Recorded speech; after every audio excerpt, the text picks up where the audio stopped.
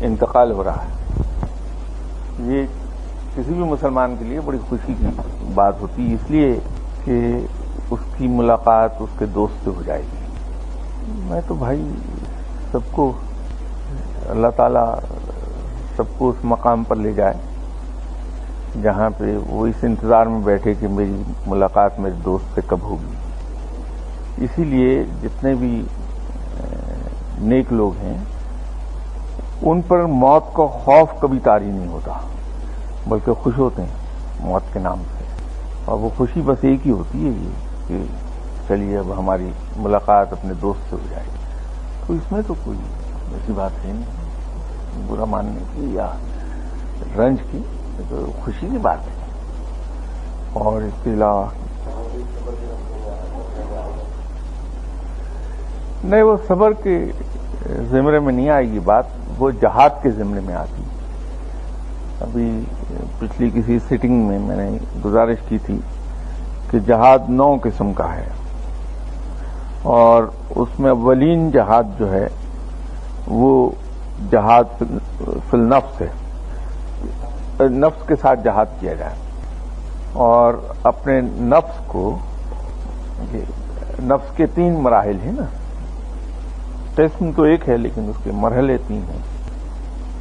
ایسا نفس جو دنیا کی طرف پوری طرح راغب ہے، یا جو نفس آدمی کو خواہشات کا غلام بناتا ہے، یا یوں کہیے کہ جب انسان اپنے نفس کا غلام ہوتا ہے تو وہ نفس امارہ کہلاتا ہے۔ لیکن جہاں انسان گناہ سے نفرت کرنے لگتا ہے اور ان تمام چیزوں سے رکنے کی کوشش کرتا ہے جن سے رب تعالیٰ نے روکا ہے، اور وہ تمام کام کرنے کی اپنے نفس کی خواہشات کے خلاف جا کے نیک کام کرنے کی کوشش کرتا ہے، وہ نفس لوامہ کہلاتا ہے۔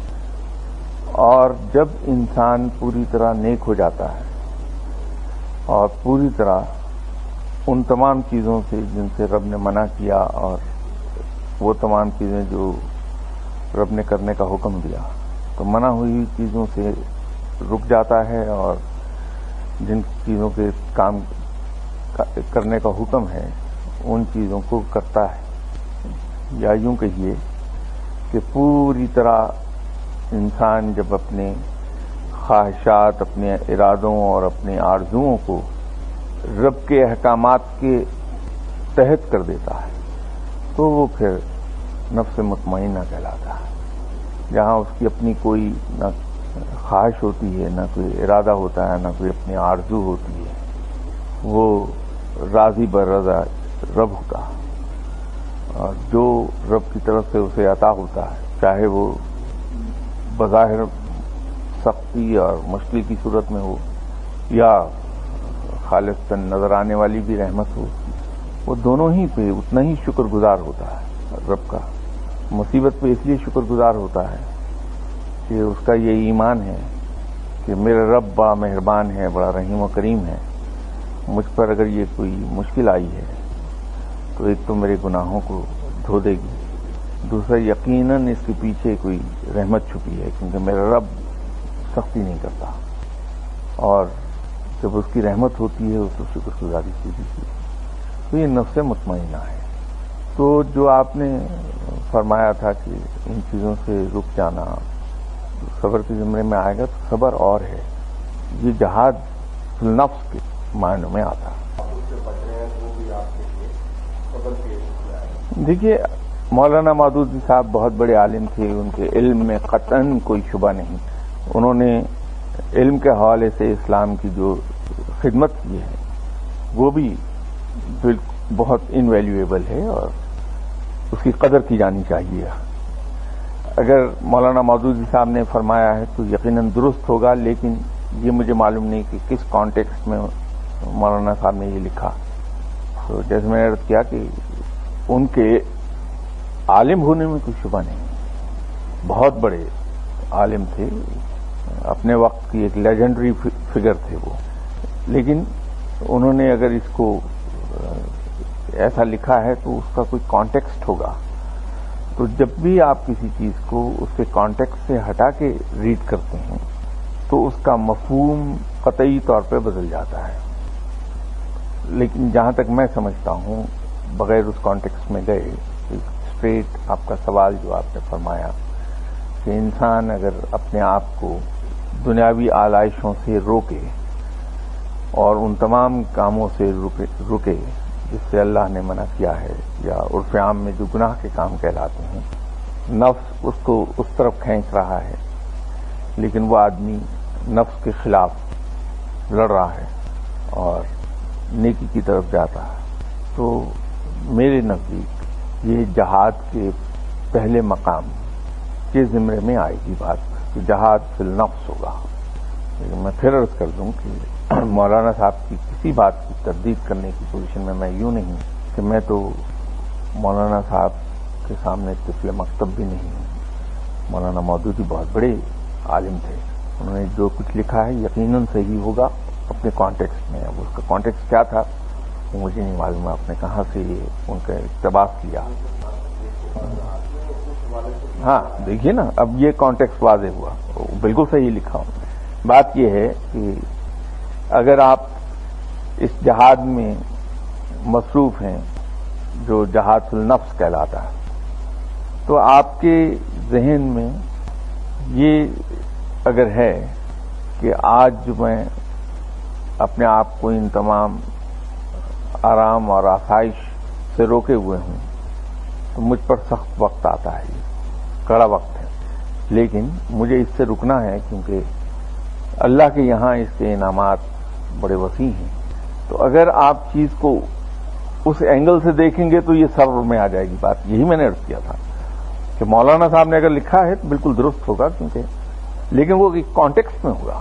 اب آپ نے چونکہ وہ کانٹیکسٹ بتایا ہے تو اس کانٹیکسٹ میں کہ اس کی صعوبتوں کو، سختیوں کو آدمی ہنس کھیل کر برداشت کر جائے، اف نہیں کرے، تو وہ جو برداشت کر رہا ہے اس کو ہنستے ہوئے وہ صبر کے زمرے میں آ جائے گا. اس کا انعام بہت ہے.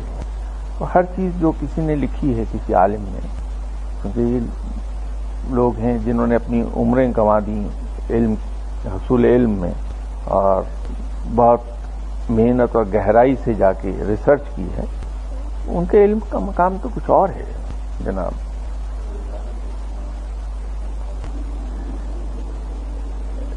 دیکھیے اب بات یہ ہے کہ ایسے اس موضوع پر یہاں کئی بار بات ہوئی ہے. میں پھر دوہرا دیتا ہوں، اگر جنہوں نے پہلے اس کو سنا ہے وہ یقیناً اس سے بور ہوں گے.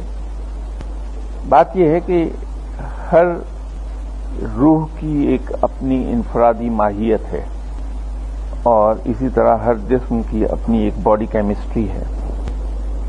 اسی طرح ہر روح کا اپنا ایک رنگ ہے اور ہر روح کی ایک مخصوص خوشبو ہے.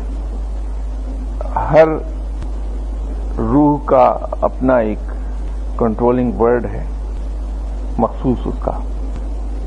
جیسے یہ کائنات وجود میں آئی کہ رب نے ایک لفظ کہا کن اور یہ وجود میں آ گئی. تو جب ہم ایسے وظائف پڑھتے ہیں جو اس کنٹرولنگ ورڈ سے کمپیٹیبل ہیں تو ہمیں اس کا فائدہ ہوتا ہے. پھر کچھ آپ کو وظائف ایسے ملیں گے جو نیوٹرل ہیں اور کچھ ایسے وظائف بھی ملیں گے جو کمپیٹیبل نہیں ہیں، اس سے نقصان ہونے لگتا ہے. وہ جو اجازت والی بات ہے وہ اس طرح سے ہے، اب یہ کسی کی ملکیت، میراث اور جائیداد تو ہے نہیں وظیفہ کہ آپ کو اس کے استعمال سے پہلے اجازت چاہیے. وہ صرف اس لیے ہے کہ اجازت سے مراد یہ ہے کہ آپ کسی صاحب علم سے پوچھیں گے کہ میں یہ وظیفہ پڑھ لوں یا نہیں پڑھ لوں. وہ صاحب علم چونکہ اس پہ اللہ کی رحمت ہے اور رب تعالیٰ نے اسے یہ علم عطا فرما دیا ہے اپنی رحمت کے صدقے، تو وہ جانتا ہے کہ آپ کی روح کی باڈی کیمسٹری کیا ہے، اس وظیفے کے اندر جو الفاظ ہیں وہ اس سے کمپیٹیبل ہیں کہ نہیں ہیں، تو وہ آپ کو بتا دے گا. اب یہ تو ہے اس کی دینی، مذہبی اور روحانی توجیہ، لیکن اس کی سائنٹیفک توجیہ یہ ہے کہ آپ نے دیکھا ہوگا کہ ڈاکٹر جب کسی آدمی کے ساتھ یہ اسٹیبلش کرنے کی کوشش کرتے ہیں کہ اس کو بلڈ پریشر کا مرض تو نہیں ہوا، تو آؤٹ رائٹلی چیک کر کے ڈکلیئر نہیں کر دیتے کہ اسے بلڈ پریشر ہے یا لو بلڈ پریشر ہے اس کا، بلکہ وہ یہ کہتے ہیں کہ صاحب یہ آپ آلہ لے جائیے اور اس سے ہر گھنٹے کے بعد آپ 3 دن تک اپنا بلڈ پریشر ریکارڈ کیجیے۔ وہ چارٹ بنا کے دیتے ہیں جس میں ہر گھنٹے کے بعد درج کرنا ہوتا ہے آپ کو، تو اس سے پھر وہ اسٹیبلش کرتے ہیں کہ آپ کے بلڈ پریشر کی صورتحال کیا ہے۔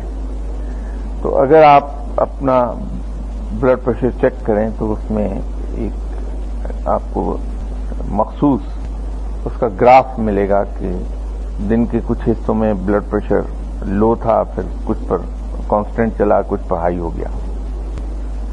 در حقیقت اس کا تعلق جو ہے وہ لونر سسٹم سے ہے۔ خواتین کا بھی جو ان کی ریپروڈکشن سائیکل کا تعلق وہ لونر سسٹم کے ساتھ ہے۔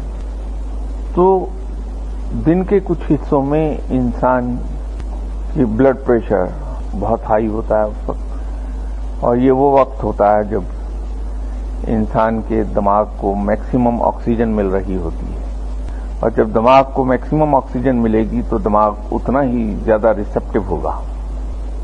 اب اس کا ایک پہلو یہ ہے، دوسری سائڈ اس کی یہ ہے کہ انسانی جسم کے اندر سب سے زیادہ سینسٹیو ایریا اس کا پیلٹ ہے، تالو جسے کہتے ہیں، اور اس کا ایک ثبوت یہ ہے کہ وہ لوگ جو سگریٹ پیتے ہیں اور منہ میں دھواں رکھ کے نگلتے نہیں بلکہ اسے ایکسیل کر دیتے ہیں، تو ان سے اگر آپ کہیے کہ یہ تمہیں لت لگ جائے گی، کہ نہیں صاحب مجھے کیسے لگے گی، میں انہیل تو کرتا نہیں، میں تو دھواں منہ سے ہی باہر پھینک دیتا ہوں، لیکن حیران کن طریقے پہ کچھ عرصے کے بعد وہ اس کے عادی ہو جاتے ہیں۔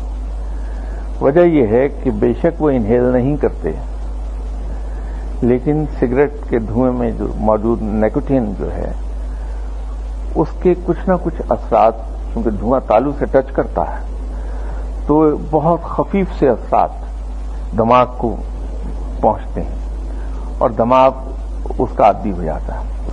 یہ پیلٹ کے سینسٹیو ہونے کا سب سے بڑا ثبوت ہے۔ اب وہ تالو جو ہے وہ انسانی جسم کا سب سے سینسٹیو ایریا ہے۔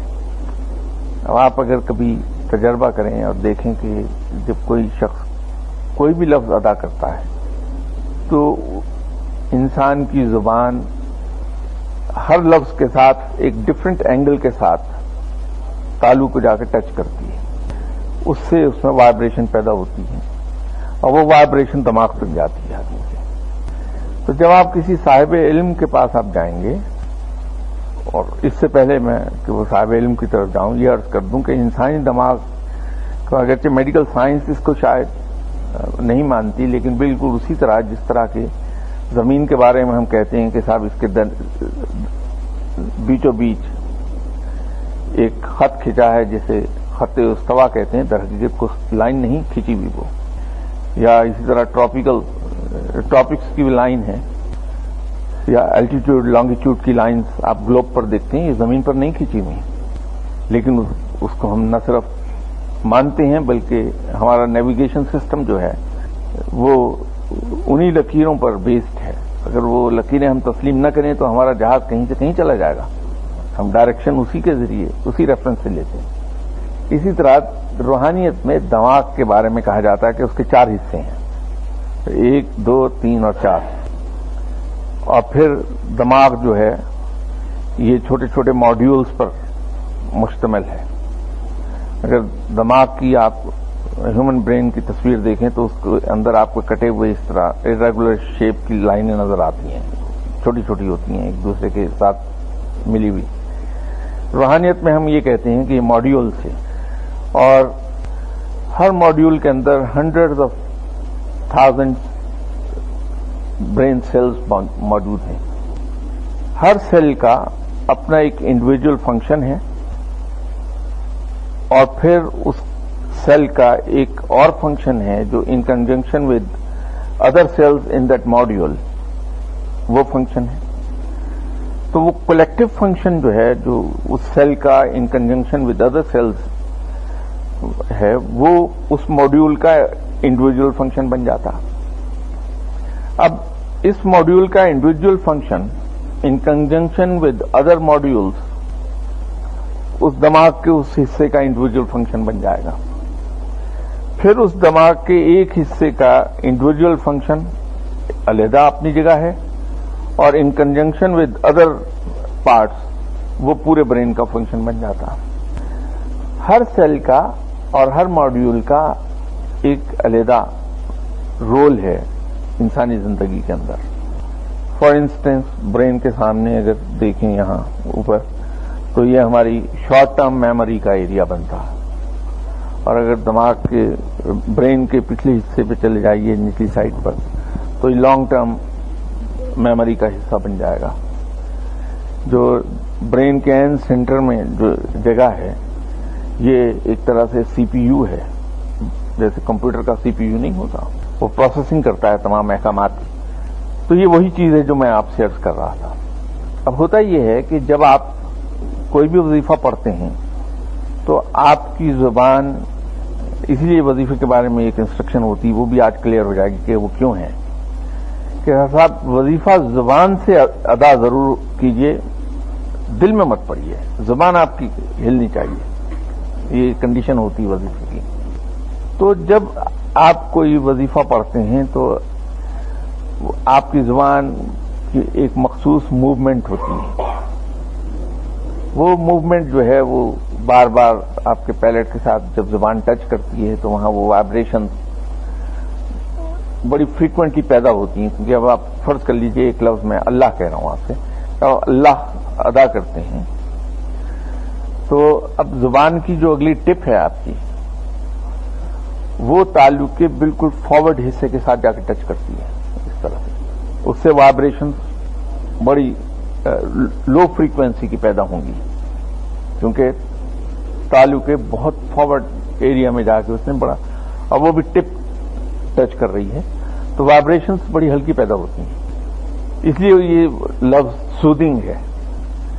तो जब आप वो कोई लफ्ज बार बार बोलेंगे वो बार बार वाइब्रेशंस पैदा होंगी तो वो वाइब्रेशंस दिमाग के किसी एक मखसूस सेल को या मखसूस मॉड्यूल को जाके झंझोड़ती हैं, वो एक्टिवेट होता है। एक एग्जाम्पल के तौर पे कह रहा हूं कि एक शख्स किसी फकीर के पास आता है, कहता है कि साहब मेरे माली हालात बड़े खराब हैं, तो कोई वजीफा दे दीजिए कि मैं इसको पढ़ूं और मेरे माली हालात ठीक हो जाएं। वो उससे कहता है कि जाओ तुम एक लफ्ज पढ़ लो। ऐसी मैं एग्जाम्पल दे रहा हूं, उसका मतलब बिल्कुल वो नहीं, ना वो असरात रखता है, वो मैं सिर्फ एग्जाम्पल देने को कह रहा हूं। उसका मतलब वो है, इसलिए आप आसानी से समझेंगे। या गनियों वो कहता, अल्लाह का एक नाम है, या गनियों पढ़िए आप, या अलगनियों पढ़िए। अब वो जब अलगनियों पढ़ता है तो जुबान के राइट साइड का जो सेंटर का हिस्सा है वो पैलेट के साथ जाके टच करेगा, उससे वाइब्रेशंस वो पैदा होंगी। तो वो वाइब्रेशंस जाके उसके दिमाग के उस हिस्से को जाके एक्टिवेट कर देती हैं ज्यादा, जो फॉरवर्ड सोचो विचार करता है कारोबार के सिलसिले में। तो यूं उसकी वो सलाहियत बहुत बढ़ जाएगी कारोबार की फॉरवर्ड प्लानिंग, फॉरवर्ड थिंकिंग के बारे में। तो जब वो फॉरवर्ड थिंकिंग करने लगेगा और सही सोचेगा तो सही फैसले करेगा कारोबार में, कारोबार चमकेगा, और कारोबार चमकेगा तो उसके पास पैसे आ जाएंगे। जब पैसे आएंगे तो उसको माली खुशहाली नसीब हो गई। अब किया तो काम उसने, इंसान ने सारा खुद, लेकिन क्रेडिट चला गया उस फकीर को जिसने उसे लफ्ज वो बताया था। कह रहे साहब वो मैं उसके पास गया, क्या उसने जादू असर मुझे वजीफा दिया था, उधर मैंने पढ़ा, उधर मेरे मामला ठीक हो गए। तो जब आप फकीर के पास जाएंगे तो वो अनइंटेंशनली, बगैर ये जाने के किस प्रोसेस से वो गुजर रहा है फकीर, वो फौरन आपकी रूह की माहियत को देखेगा, आपके रूह की कंडीशन को देखेगा और उससे कंपैटिबल लफ्ज जो है वो आपको बताएगा। जब वो टाइम कहेगा कि आप फलां वक्त पढ़ लीजिए तो इसका मतलब ये है कि वो टाइम है जो आपका जहन जब उस वक्त सबसे ज्यादा रिसेप्टिव होता है। सिर्फ दो बातें ऐसी हैं जिसका ताल्लुक रूहानियत से नहीं, वो साइकोलॉजी से है। वो ये है कि वो आपसे ये कहता है कि साहब आपने एक मखसूस जगह पे बैठ के वजीफा पढ़ना है और बैठ के पढ़ना है, चलते फिरते नहीं पढ़ना। तो वो साइकोलॉजिकल चीज होती है प्योरली। ह्यूमन नेचर में है कि انسان اپنے فیملیئر انوائرمنٹ کے اندر ریلیکس فیل کرتا ہے، اس کا جو اعصابی تناؤ ہے وہ ختم ہو جاتا ہے اگر فیملیئر ایٹماسفیئر ہوگا۔ تو جب آپ ایک ہی جگہ بیٹھ کے نماز پڑھتے ہیں، ایک ہی جگہ بیٹھ کے وظیفہ کرتے ہیں، تو آپ اس انوائرمنٹ سے فیملیئر ہو جاتے ہیں اور آپ کا اعصابی تناؤ ختم ہو جاتا ہے۔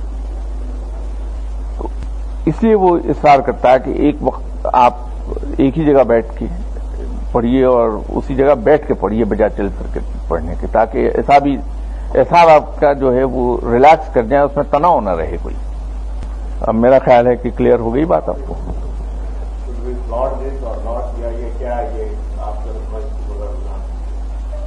دیکھیے بات یہ ہے کہ سونا اتنی نرم چیز ہے کہ اس سے گھڑی کا کیس یا گھڑی کے ساتھ استعمال ہونے والا بریسلیٹ بن نہیں سکتا، کیونکہ وہ بڑا سالڈ ہوتا۔ آپ نے جو گھڑی میرے ہاتھ پہ جس کو دیکھ کر آپ نے کہا کہ وہ رولیکس ہے۔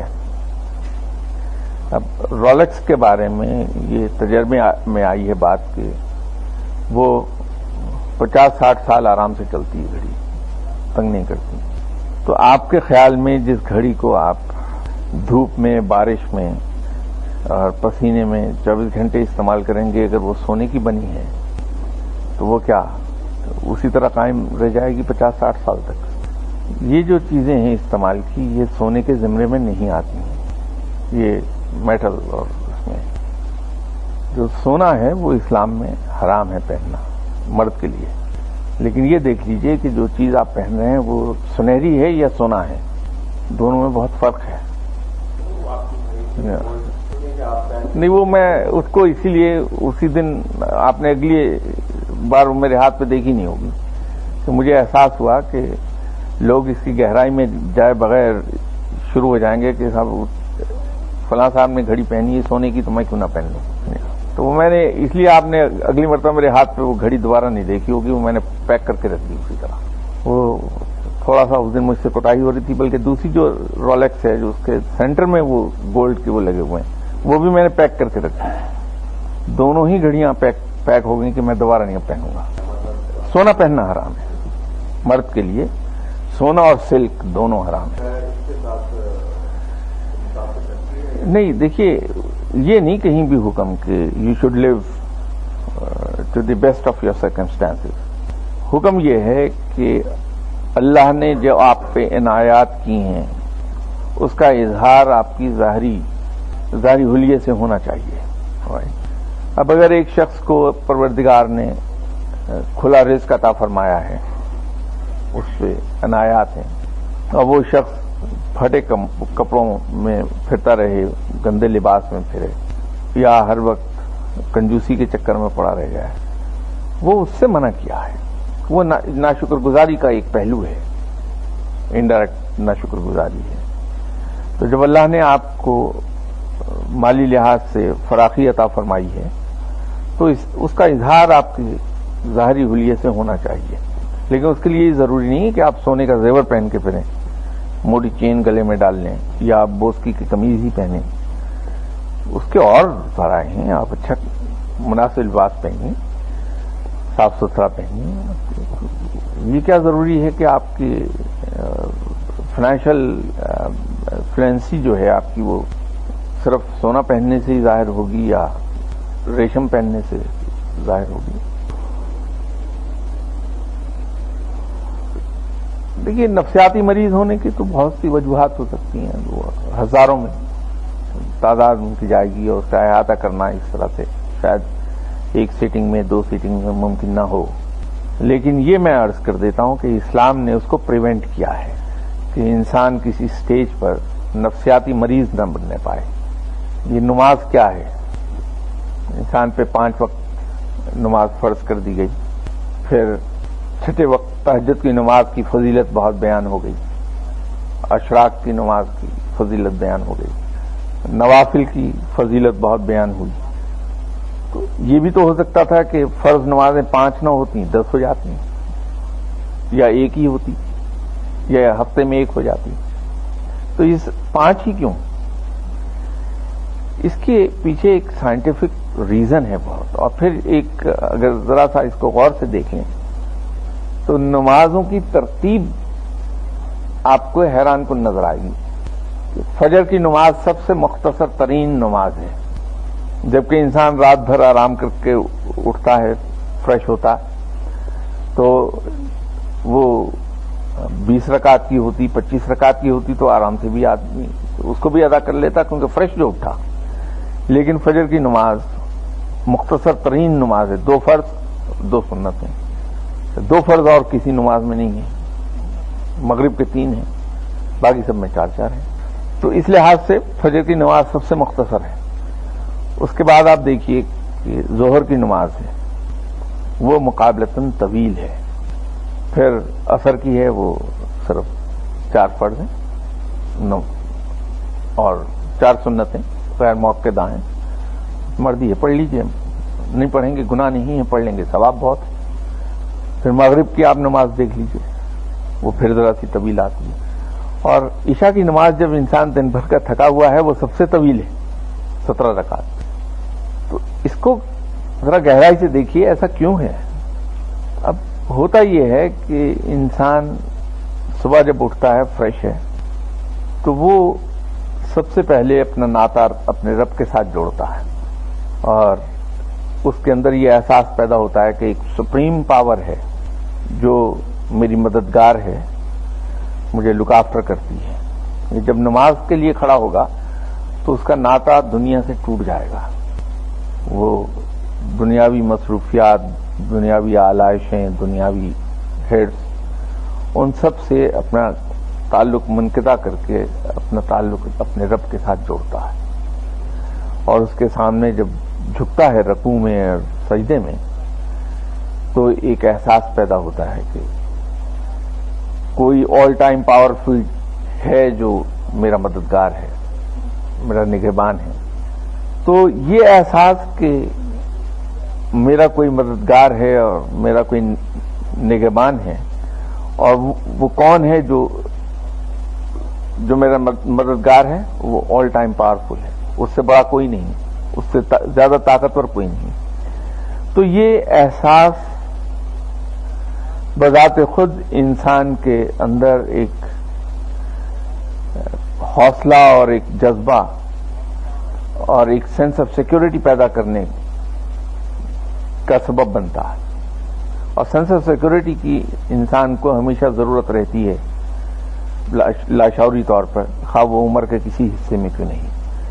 تو انسان ایک نئے جذبے کے ساتھ بالکل فریش، کیونکہ نماز بڑی مختصر ہے تو بڑا فریش حالت میں جاتا ہے اور جا کے کاروبار زندگی میں لگ جاتا ہے.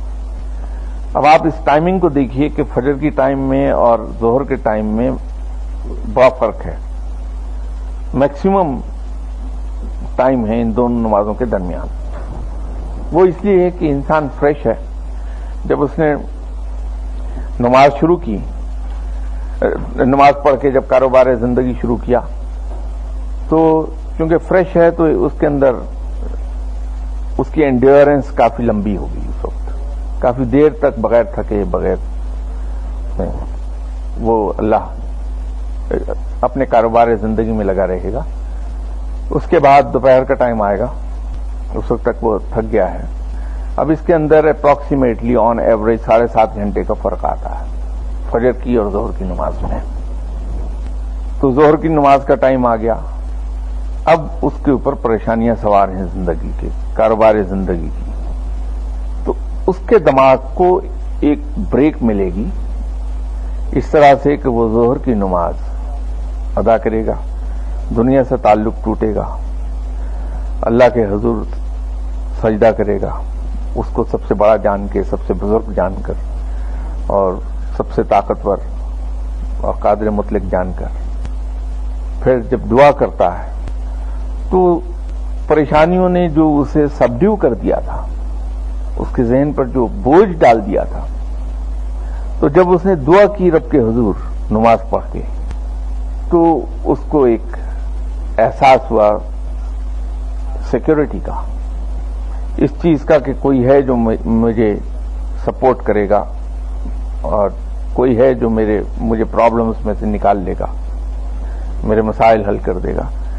تو اس سے اس کی بیٹری پھر نئے سرے سے ایک بار چارج ہو گئی. اب وہ اس پوزیشن میں آ گیا کہ دوبارہ کاروبار پہ جا کے کھڑا ہو تو فریش مائنڈ کے ساتھ کھڑا ہو. اب یہ جو اس کو بریک ملی اور اس کی بیٹری چارج ہوئی ہے، تو چونکہ یہ بالکل ایسا ہے کہ تھکا ہوا آدمی جب چائے پیے تو وہ فریش ہو جاتا ہے، لیکن تھوڑی دیر کے لیے ہوتا ہے.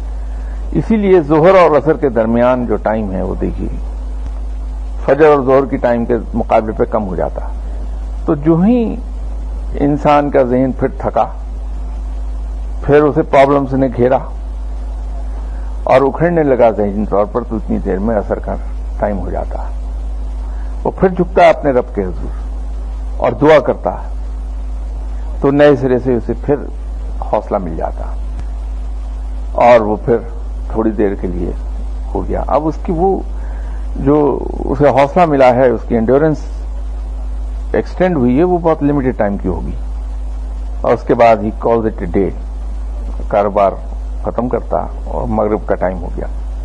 اب اس کے بعد اس کے بیوی بچوں کا ٹائم ہے، فیملی کا. تو پھر اللہ کے حضور جھک کے اپنے تمام مسائل اللہ کے سامنے بیان کر کے تو لاشعوری طور پہ سائیکولوجیکلی پھر فریش ہو جاتا ہے کہ نہیں، میرا رب ہے، وہ مجھے لک آفٹر کرے گا. تو وہ پھر دوبارہ سے فریش ہوتا ہے. تو اب جب اپنے بیوی بچوں کے پاس جاتا ہے، ان کو ٹائم دیتا ہے، تو بڑا فریش مائنڈ کے ساتھ دیتا ہے. اس کے ذہن سے وہ پرابلمس ہٹ گئی ہوتی ہیں، کیونکہ وہ اپنے تئیں اپنی تمام پرابلمس کو اللہ کی جھولی میں ڈال چکا کہ یا اللہ تو مالک ہے میرا، میرے مسائل کو تو ہی حل کر سکتا، یہ میرے مسائل مہربانی کر حل کر دے.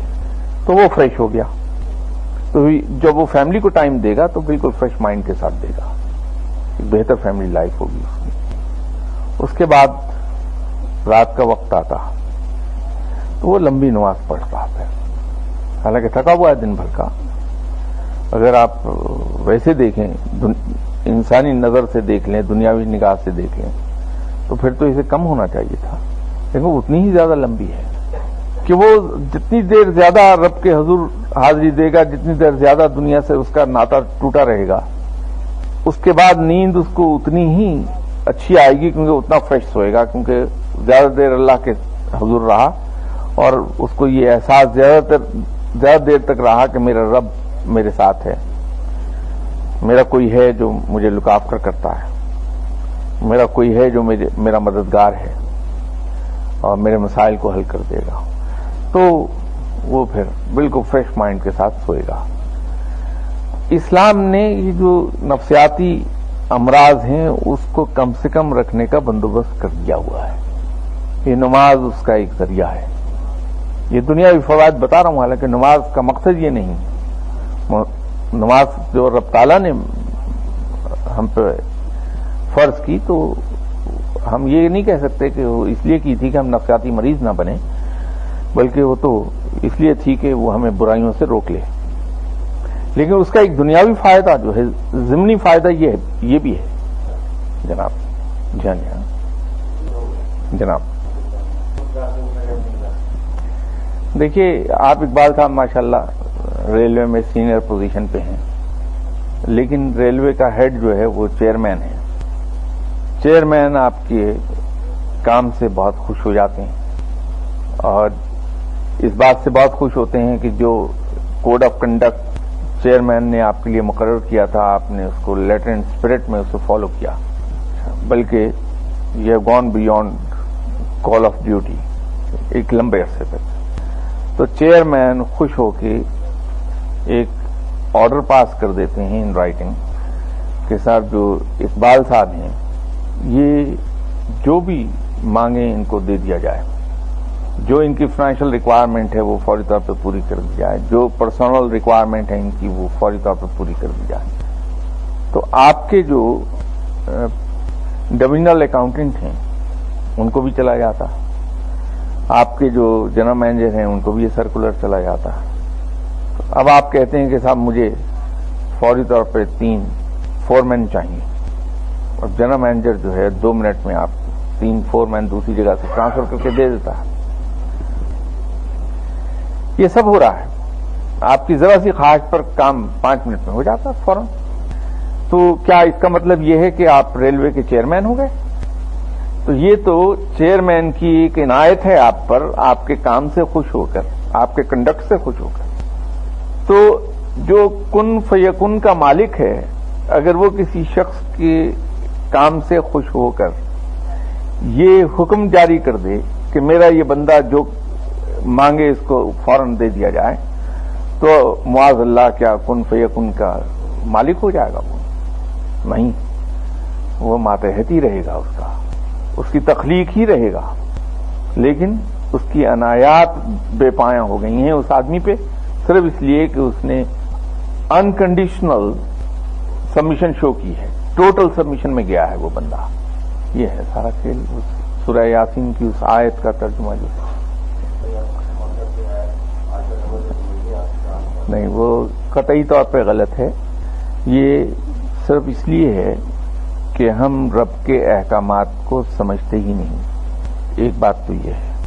دوسری بات یہ ہے کہ جیسے لاسٹ ٹائم میں نے عرض کیا تھا کہ ہم نے عقیدے کے لحاظ سے تو اپنے بیک گراؤنڈ سے جان چھڑا لی اسلام قبول کر کے، لیکن جو رسومات ہیں ان سے ہم جان نہیں چھڑا سکے، ان کو کیری فارورڈ کر گئے. ہم ہندو معاشرے کے اندر اس قسم کے توہمات بہت ہیں، بلکہ یہ کہنا غلط نہیں ہوگا کہ ہندو مذہب جب انٹروڈیوس ہوا تھا اس وقت کے لحاظ سے تو اس کے اندر بہت سی اچھی چیزیں تھیں جو آج بھی ہندوؤں میں موجود ہیں، اور ہمیں بخل سے کام نہیں لینا چاہیے کسی کافر کی خوبی کو بیان کرنے میں، کیونکہ یہ بھی مسلمان کی شان ہے کہ وہ دشمن کی خوبی کو بھی بڑے اسی خوبصورت انداز میں پیش کرتا ہے جس خوبصورت انداز میں اپنی خوبی کو. انصاف کا تقاضا یہی ہے، اور مسلمان انصاف کو ہاتھ سے جانے نہیں دیتا کبھی. ہندو آج بھی پبلک ویلفیئر کا کام بہت کرتا ہے. اگر آپ انڈیا میں چلے جائیں تو شام کے وقت آپ کو اکثر چھوٹے چھوٹے ریسٹورانٹس کے باہر لمبی قطاریں دکھائی دیں گی جن کو وہ ہمارے الفاظ میں اللہ کے نام پہ کھانا کھلا رہا ہے.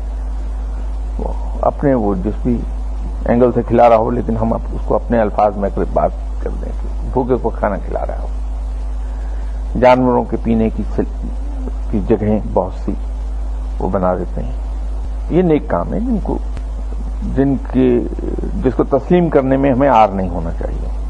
تو کسی زمانے میں جب یہ آج سے 6-7 ہزار سال پہلے مذہب انٹروڈیوس ہوا ہوگا تو اس وقت تو اس کے اندر کچھ چیزیں باقی ہوں گی، لیکن وہ چونکہ جہالت کا دور تھا، انلائٹنمنٹ ہوئی نہیں تھی انسان کی، کوئی ایجادات سائنسی ایجادات تھی نہیں، تو ہندو مذہب کے اندر یہ چیزیں آہستہ آہستہ شامل ہوتی گئیں کہ جس چیز سے اسے فائدہ ملا اس نے اسے دیوتا کہہ دیا، اس کی پوجا کر لی. جس سے خوف محسوس ہوا اس کے سامنے ڈر کے مارے ہاتھ جوڑ کے بیٹھ گیا، اس کو سجدہ کر دیا کہ مجھے نقصان نہ پہنچائے. یہ چیزیں اس کے مذہب کا حصہ ہندو کے بنتی گئیں. چونکہ دنیا میں اس وقت سب سے پرانا نون مذہب ہے وہ، تو ان ہزاروں صدیوں کے گزرنے کے بعد وہ مذہب چون کا مربع بن گیا، وہ رسومات کا ایک مجموعہ رہ گیا ہے باقی. اب وہ مذہب نہیں ہے، وہ رسومات کا ایک مجموعہ ہے. تو ہم میں سے اکثر نے ہندو سے مسلمان ہم ہوئے ہیں، تو یا ہمارے آباء و اجداد ہوئے ہیں ہندو سے مسلمان، تو ہم نے عقیدہ تو بدلا. الحمدللہ اللہ نے ہمیں توفیق بخش دی کہ ہم توحید اور رسالت پر ایمان لے آئے، لیکن ان رسومات کو کیری کر گئے ہیں.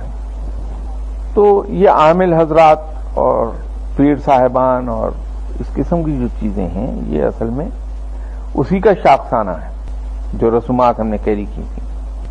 تو ہم بجائے اس کے کہ یہ دیکھیں کہ اس معاملے میں رب تعالیٰ کے احکامات کیا ہیں، آپ صلی اللہ علیہ وسلم نے کیا تلقین فرمائی ہے، ہم عاملوں اور پیروں کے پیچھے بھاگنے لگتے ہیں. کلیئرلی آپ صلی اللہ علیہ وسلم نے فرمایا کہ جب بیمار ہو تو اپنا علاج کرو.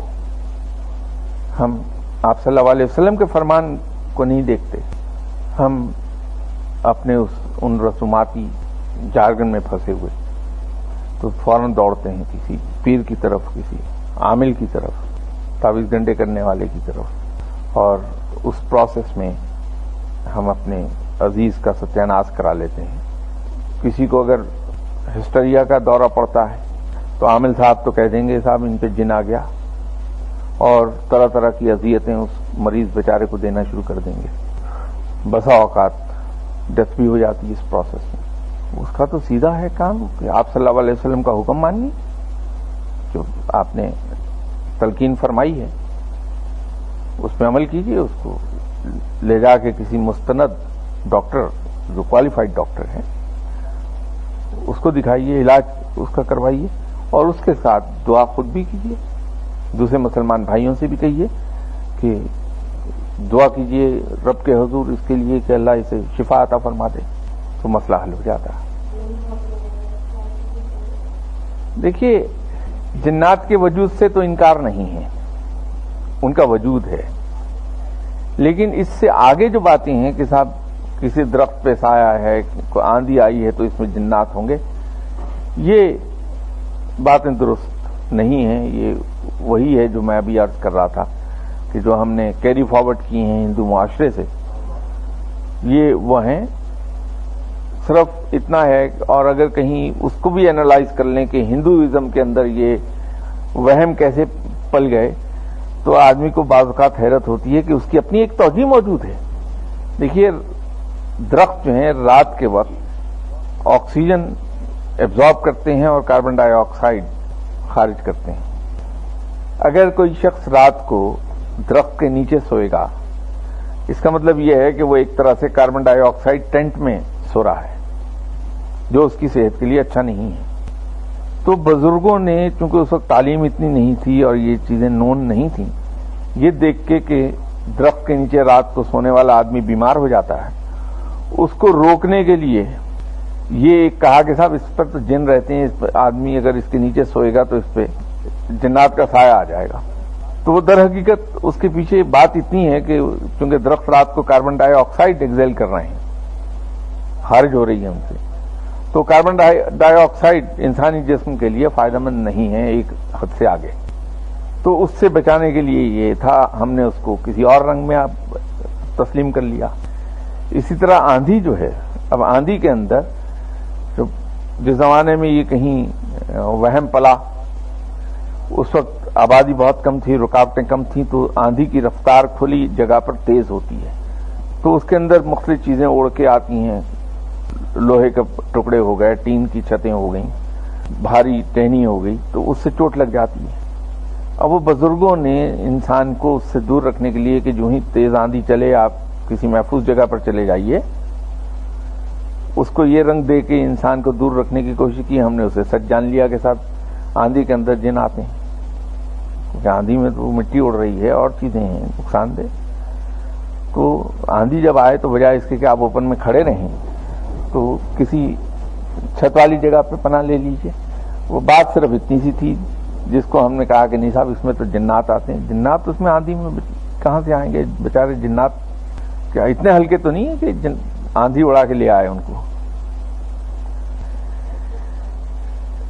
بحیثیت سائنس کے تو ان کا وجود یقینی طور پہ ہے، کالا علم یا جادو یا سفل علم، جو جس نام سے بھی چاہیں آپ اسے پکاریں، اس کا وجود تو یقینی طور پہ ہے۔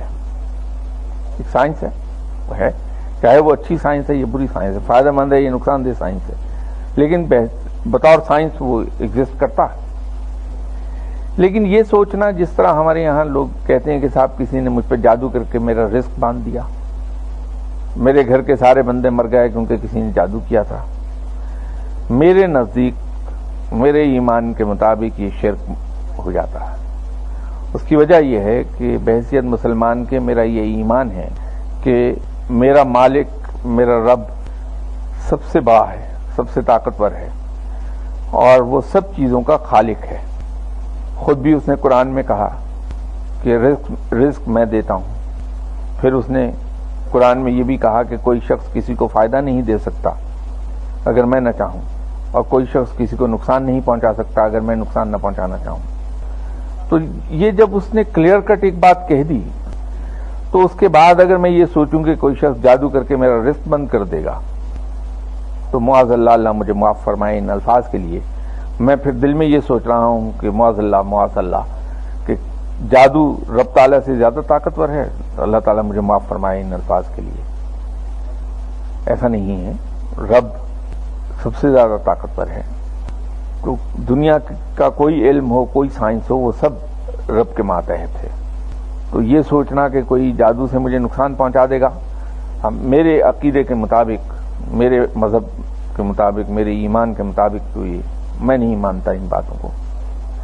نہ کوئی کسی کو فائدہ پہنچا سکتا ہے، نہ کوئی کسی کو نقصان دے سکتا ہے اگر میرا رب نہ چاہے۔ اور جب میرا رب رازق ہے تو کس کی مجال ہے کہ کسی قسم کا بھی علم استعمال کر کے میرا رزق روک سکے؟ کیونکہ میرا رب تو جو میرا رازق ہے وہ سب سے زیادہ طاقتور ہے۔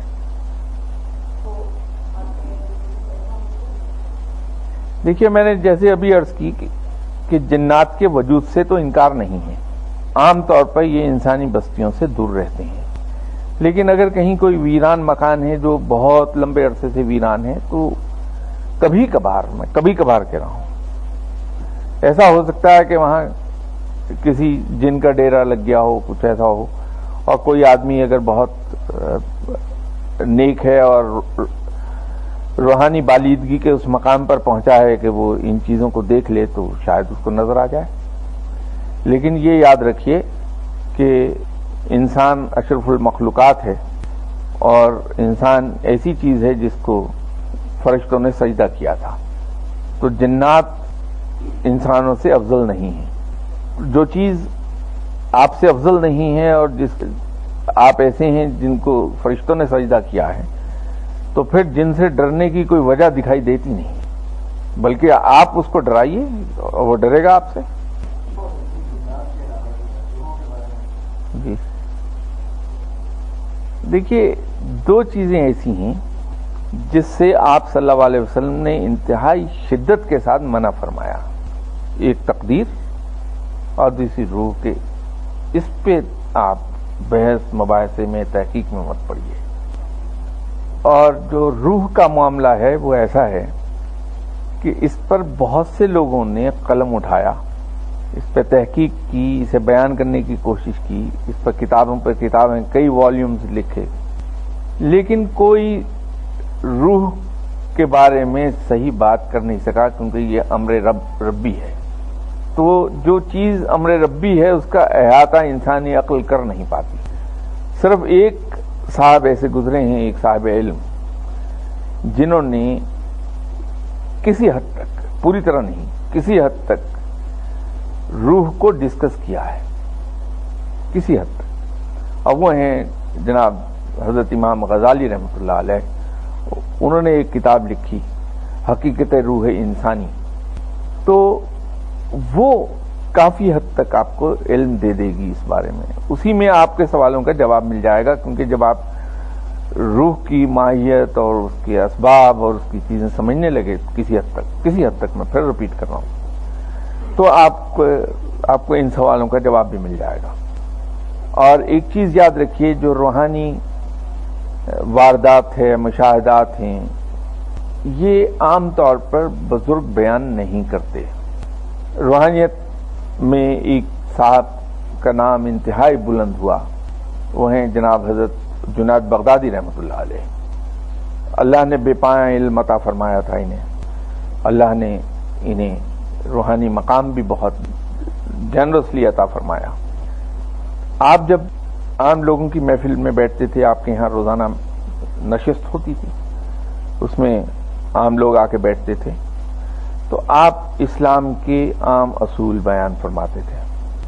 اس کے علاوہ ان کے 27 خصوصی شاگرد تھے، تو جب روحانیت سے متعلق کوئی بیان کرنا ہوتا تھا تو ان مخصوص 27 شاگردوں کو لے کے وہ حجرے میں تشریف لے آتے تھے، اپنے دستے مبارک سے خود دروازہ بند کرتے تھے، اسے بولٹ کرتے تھے، اور پھر دروازے کو ہلا کے یہ یقین کرتے تھے کہ یہ پوری طرح بند ہے، اس میں کوئی درد تو نہیں رہ گی۔ تو اس کے بعد مدھم آواز میں روحانی منازل، روحانی روحانی مشاہدات اور واردات، ان کا ذکر ہوتا تھا، اور اس تلقین کے ساتھ کہ جو ذکر اس بند حجرے میں ہوا ہے وہ باہر کہیں اس کا ذکر نہیں کیا جائے گا۔ اسی طرح اگر ایک اور دیکھیں، حضرت بایزید بستامی رحمۃ اللہ علیہ صاحب، جن کے بارے میں خود حضرت جنید بغدادی رحمۃ اللہ علیہ صاحب جیسی ہستی کا یہ فرمان ہے کہ بایزید کا اولیاء اکرام میں وہی مقام ہے جو فرشتوں میں حضرت جبرائیل علیہ السلام کا۔ تو اتنی بڑی ہستی، اب انہوں نے بے شمار کتابیں تصنیف کی۔ آپ ان کی کتابیں جو ابھی اس وقت مشکل سے دستیاب ہیں، شاید 1 یا 2 کتابیں ابھی بھی اویلیبل ہو جاتی ہیں، ان کتابوں کو اگر آپ پڑھیں، اس کا اردو میں ترجمہ ہوا ہے، تو حیرت ہوگی آپ کو کہ وہ تمام کتابیں پڑھ لینے کے باوجود نہ تو اس میں کہیں آپ کو یہ ذکر ملتا ہے کہ حضرت بایزید بستامی رحمۃ اللہ علیہ کون سے وظائف پڑھتے تھے، نہ ان کے ساتھ پیش آنے والی روحانی واردات کا کہیں ذکر ہے، نہ ان کی روحانی سیر کا کہیں ذکر ہے، نہ کرامات کا کہیں ذکر ہے۔ اگر ذکر ہے اس میں تو صرف اور صرف رب تعالیٰ کا بیان ہے یا شریعت سے متعلق مختلف چیزوں کا بیان کیا ہے۔ جگہ جگہ خلق خدا کی خدمت کا تلقین کی ہے۔ پھر خود آپ کے یہاں اس شہر میں جناب حضرت داتا گنج بخش رحمۃ اللہ علیہ سوئے ہیں، آپ کی کتابیں اویلیبل ہیں کچھ، سب میں زیادہ مشہور کشف المحجوب ہوئی ہے۔ اس کے مقام کے بارے میں کہا کہ جس کا کوئی مرشد نہیں، اس کی یہ کتاب مرشد ہے۔ آپ اس کتاب کو پڑھ جائیے، ایک صفحہ اول سے صفحہ آخر تک، کہیں آپ کو اس چیز کا ذکر نہیں ملے گا کہ دادا گنج بخش رحمۃ اللہ علیہ صاحب نے یہ فرمایا ہو کہ میں نے یہ وظیفے پڑھے تو میرے ساتھ یہ پیش آیا، میں نے یہاں کی سیر کی، کہیں نہیں۔ بابا فرید گنج شکر رحمۃ اللہ علیہ صاحب کا دیکھ لیجیے، سو آن سو فورتھ۔ کسی ولی جو مستند اولیاء کرام گزرے ہیں، جن کے ولی ہونے میں کوئی شبہ نہیں، ان میں سے کسی کی کتاب لے لیجیے، نہ تو اس کے اندر کہیں یہ لکھا کہ صاحب میں نے یہ پڑھا تو یہ پیش آیا، نہ کہیں یہ لکھا کہ میرے ساتھ کیا کیا پیش آیا کرتا تھا، نہ ان کتابوں پر کہیں یہ لکھا کہ تو اگر تمہیں رزق کی کمی آ جائے تو یہ پڑھو تو یہ مل جائے گا، نہ کہیں یہ لکھا کہ تم بیمار ہو تو یہ پڑھو تو یہ ہو جائے گا۔ سیدھا سیدھا وہاں رب اور اس کے رسول صلی اللہ علیہ وسلم سے متعلق ذکر ہے کہ ان کی بزرگی کے بارے میں کچھ تھوڑا بہت بیان کیا حسب توفیق، یہ تلقین کی کہ ان کی اطاعت کی جائے، یہی کچھ بیان ہے۔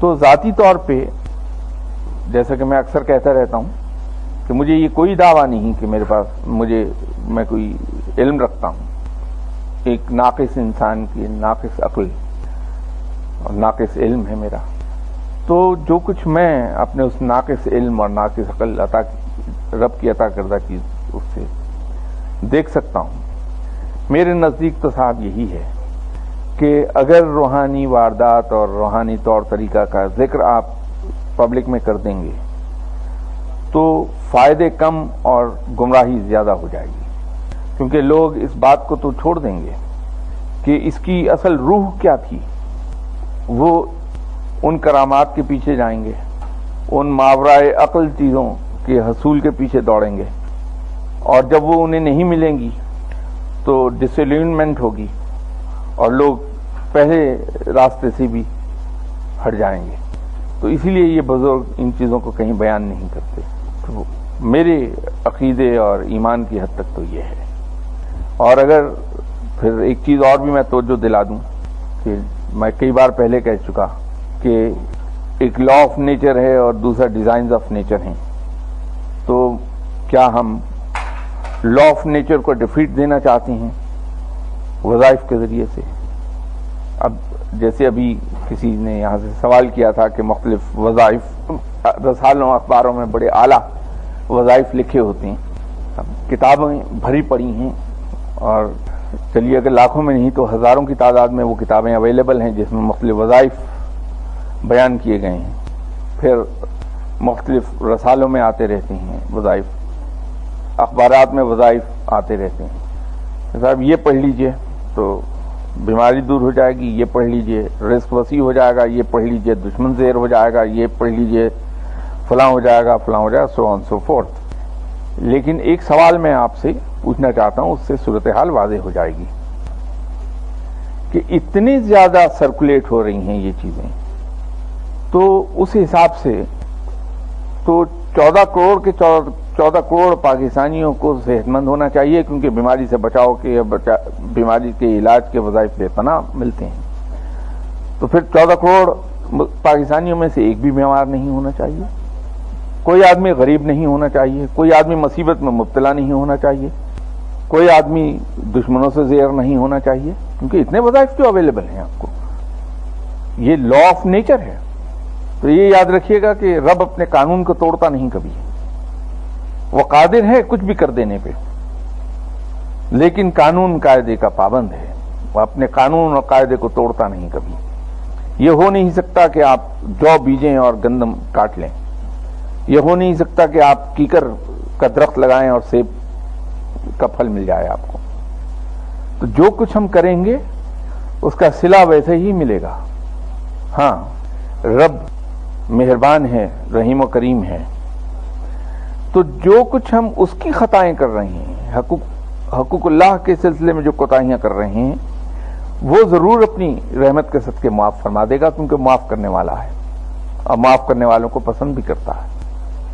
شہید کو ہر چیز معاف ہے، وہ سیدھا بغیر حساب کتاب کے جنت میں داخل ہو جائے گا۔ شہید کے بارے میں یہ اکلوتا مقام ہے جس کے بارے میں قرآن میں ذکر اس نے کر دیا کہ وہ زندہ ہیں، کھاتے ہیں، پیتے ہیں، لیکن تمہیں اس کا ادراک نہیں۔ یہ عزت بخشی ہے شہید کو، جو راہ حق میں شہید ہوا، اس کو یہ عزت بخش دی رب نے کہ قرآن میں اس کا ذکر کر دیا اور ان اچھے الفاظ میں کر دیا۔ لیکن اگر کسی شہید نے کسی کا قرض واپس کرنا ہے تو وہ بخشا نہیں جائے گا، وہ معاف نہیں ہوگا۔ تو رب تعالیٰ اپنی رحمت کے صدقے اپنے حقوق اللہ تو معاف فرما دے گا، دوسرے گناہ معاف فرما دے گا، لیکن اپنے قانون کو پھر بھی نہیں توڑتا وہ۔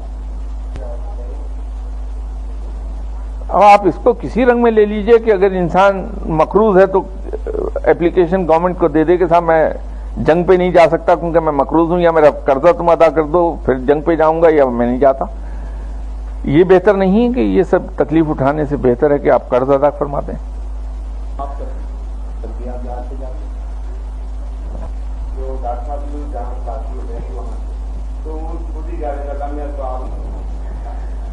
نہیں، دیکھیے وہ اس کی رحمت کا معاملہ ہے۔ بات ہو رہی تھی قانون فطرت کی کہ رب اپنے قوانین کو نہیں توڑتا، تو اس صورت میں بھی اس نے یہ تو نہیں کیا کہ خود معاف کر دے قرض کو، لیکن چونکہ قادر مطلق ہے تو اس نے اتنا کچھ عطا کر دیا قرض خواہ کو کہ اس کا پیٹ بھر گیا، اس نے کہا میں نے کیا لینے پیسے، اپنا قانون نہیں اس نے توڑا۔ تو بات اس پہ تھی کہ وظائف کی، اور دیکھیے ہم نے ایک نیا کھیل ایجاد کیا، وہ عجیب و غریب رخ پر لے گیا ہے ہمیں، کہ ہم یہ چاہتے ہیں کہ ہمارا ہر کام وظیفہ پڑھنے سے ہو جائے، اسی لیے ہم اس چیز میں کی ٹوہ میں رہتے ہیں کہ کہاں سے کیا وظیفہ ملے گا کہ میرا رزق بڑھ جائے، کہاں سے وظیفہ ملے گا کہ میری ترقی ہو جائے، کہاں سے وظیفہ ملے گا میرا بیٹا سمجھ جائے۔ یہ در حقیقت بے عملی کی ایک صورت ہے، سست الوجودی کی ایک صورت ہے۔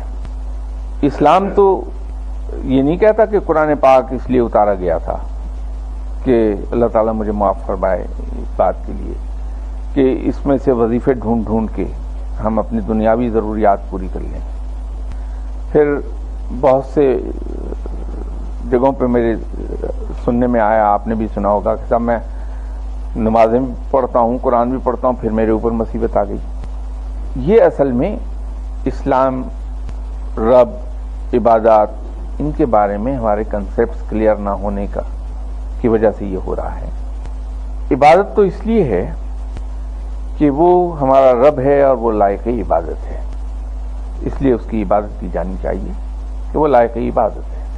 اس کے جواب میں ہمیں کیا ملتا ہے یہ ہمارے رب کا فیصلہ ہے، اور وہ چونکہ آقا ہے، ہمارا مالک ہے، وہ جو چاہے فیصلہ کر لے، لیکن اس کی رحمت سے امید یہی ہے کہ جو کچھ عطا کرے گا وہ ہمارے لیے بہترین ہوگا۔ تو اسی طرح جو وظیفہ ہے دراصل وہ ذکر الہی ہے۔ یہ اولیاء کرام یا فقیر یا درویش جو بھی آپ ان کو نام دینا چاہیں، یہ صاحب علم، یہ وظیفے کو اس لیے تو نہیں کرتے کہ ان کے رزق میں اضافہ ہو جائے، ان کو عزت مل جائے، نہ ہی اس لیے وہ وظیفہ پڑھتے ہیں کہ ان کی روحانی ترقی ہو جائے۔ کوئی فقیر یقین کیجئے اس لیے نہیں پڑھتا، اس لیے کہ روحانی ترقی اس کے نزدیک بہت کمتر درجے کا انعام ہے۔ وہ اس لیے ذکر الہی کرتا ہے اور ذکر الہی میں مصروف رہتا ہے کہ اس کا رب اس سے راضی ہو جائے۔ اب اس پروسیس کے اندر کیا مل جاتا ہے، جیسے آپ ٹرین پر یہاں سے جاتے ہیں اسلام آباد، تو آپ کے ذہن میں یہ نہیں ہوتا کہ صاحب راستے میں گجرانوالہ کا اسٹیشن دیکھوں گا، میں اس کو وہاں سے گزروں گا، وہاں سے گزروں گا۔ آپ کا تو ایک مقصد ہے کہ مجھے اپنی منزل پہ پہنچنا ہے۔ اس ٹرین پر بیٹھے ہوئے اگر گجرانوالے پہ ٹرین رکتی ہے اور وہاں آپ کو اس کا باربیکیو کھانے کو مل جاتا ہے تو ایک اضافی آپ کو اس کا فائدہ مل گیا ہے۔ اگر آپ کو وزیر آباد کے ریلوے اسٹیشن پر رکنے سے وہاں کے چھری چاقو خریدنے کا موقع مل جاتا ہے تو ایک اضافی فائدہ ہے، لیکن اصل مقصد تو آپ کا اپنی منزل پہ پہنچنا ہے۔ تو اسی طرح فقیر کی اصل منزل یہ ہے کہ اس کا رب اس سے راضی ہو جائے۔ تو باقی اگر اس کو کشف و کرامات حاصل ہو جاتی ہیں تو ادھر وہ توجہ بھی نہیں دیتا، اس کے لیے یہ بڑی بے معنی سی چیزیں ہیں۔ شکر گزار تو ہوگا رب کا اس عنایت کے لیے، لیکن اہمیت نہیں دے گا انہیں، کیونکہ اگر اہمیت دے گا تو یہیں کھو جائے گا، پھر آگے نہیں جائے گا۔ تو وہ اہمیت نہیں دے گا، لیکن شکر گزار رب کا ضرور ہوگا۔ اگر رب تعالیٰ اسے اپنے قریب لے آتا ہے، دوستی عطا کرتا ہے، اور اس دوستی کے انعام کے طور پہ اسے کارخانے قدرت کے کسی حد تک جہاں تک رب چاہتا ہے سیر کرنے کی اجازت دیتا ہے، تو یہ کلیتاً رب کی رحمت ہے، کوئی باعث فخر بات نہیں ہے۔ تو جو چیز باعث فخر نہیں اس کا ذکر کیا کرنا۔ تو اگر کوئی فقیر اپنی کتاب میں تلقین کرے گا تو آپ کو بے عملی کی تلقین نہیں کر سکتا کہ صاحب اگر آپ بے روزگار ہیں تو کوشش مت کیجئے ادھر ادھر، آپ یہ وظیفہ پڑھ لیجئے، آپ کو روزگار مل جائے گا۔ اگر آپ بیمار ہیں تو آپ صلی اللہ علیہ وسلم کے حکم کے مطابق ڈاکٹر کے پاس تو مت جائیے، یہ وظیفہ پڑھ لیجئے، آپ کو صحت مل جائے گی۔ یہ فقیر کبھی نہیں کرے گا، کیونکہ اس کے نزدیک یہ ایک جرم ہے کہ جو چیزیں رب کی عبادت کرنے کی ہیں ان کو ہم عبادت کے لیے نہ استعمال کریں، کلیتاً ہم ان کاموں کے لیے استعمال کریں۔ تو ہونا تو یہ چاہیے کہ فقیر یہ تعلیم دے کہ ساتھ جس طرح اللہ تعالیٰ نے آپ سے کہا کہ ہر وقت مجاہدوں کی طرح کمر کس کے رہو، کیونکہ وہ ان لوگوں کو پسند کرتا ہے جو مجاہدوں کی طرح ہمیشہ کمر کس کے رکھتے ہیں، آمادہ عمل رہتے ہیں، اور جس طرح رب نے کوشش کرنے کے لیے تلقین فرمائی ہے۔ جمعے کی آپ لے لیجئے کہ جمعے کی نماز کے بعد پھیل جاؤ اور رزق کی تلاش کرو۔ تو وظائف وغیرہ میں تو اس حق میں نہیں ہوں کہ ان کو دنیاوی مقاصد کے حصول کے لیے استعمال کیا جائے، اس کو ذکر رب کے طور پہ استعمال کی جائے، کریں کہ اس سے رب مل جائے ہمیں۔